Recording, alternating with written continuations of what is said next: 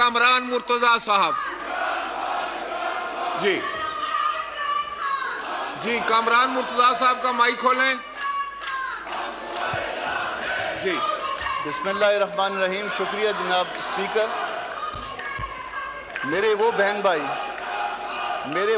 भाई जो शोर मचा रहे हैं, जो नारे लगा रहे हैं, मुझे यकीन है कि इनमें से किसी ने इस बिल को नहीं पढ़ा।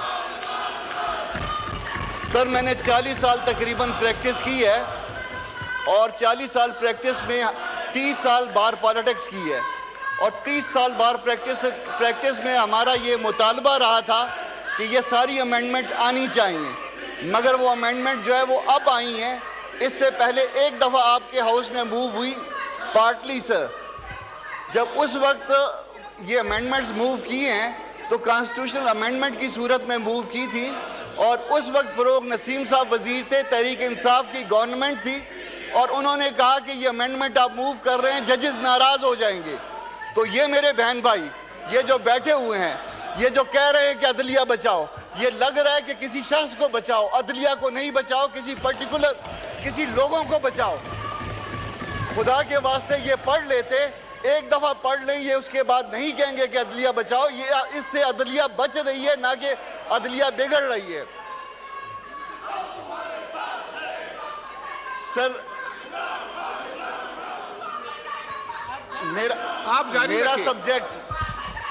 मेरा सब्जेक्ट जो है वो इसके अलावा था। मैंने एक रेजोल्यूशन पेश करनी थी और रेजोल्यूशन के हवाले से मुझे बात भी करनी थी।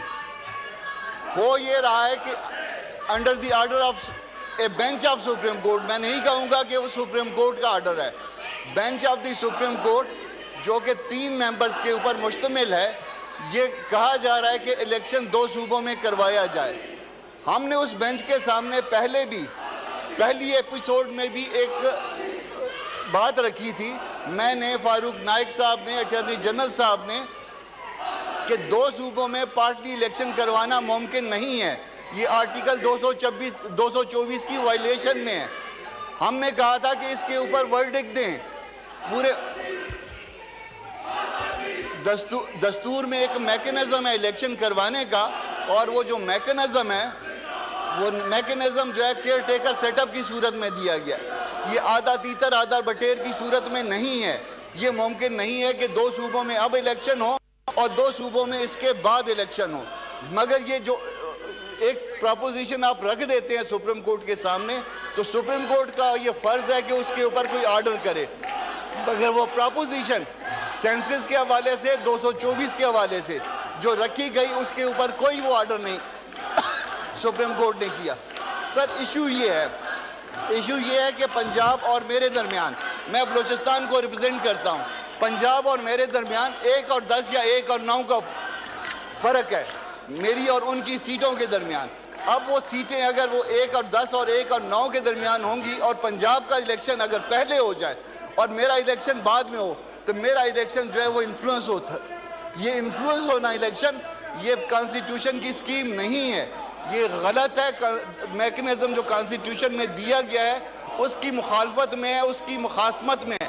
सर, मैं ये रेजोल्यूशन पेश कर रहा हूँ कि ये ईमान ये समझता है कि माशी इस्तेकाम,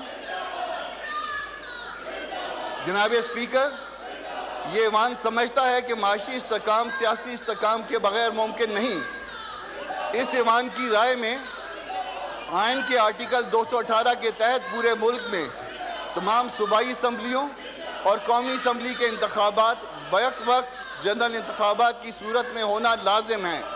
मज़ीद ये कि आर्टिकल 224 के तहत जनरल इंतखाबात पूरे मुल्क में बैक वक्त गैर जानिबदार निगरान हुकूमतों की निगरानी में कराए जाने चाहिए। आइन की रूह के मुताबिक बैक वक्त इंतखाबात के इनेकाद से सियासी व माशी इस्तेकाम को फ़रोग़ मिलेगा। कामरान मुर्तज़ा साहब, ये ईमान समझता है। करारदाद आप बाद में पेश करें, पहले बिल पे आप जरा कंक्लूड कर लें। बिल पे आपकी बात हो गई है, ये बाद में ले लेते हैं। ये बाद में लेंगे सर? हाँ जी।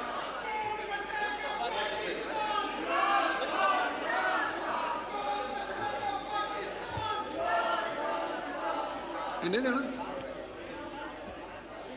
मियां रजा रबानी साहब।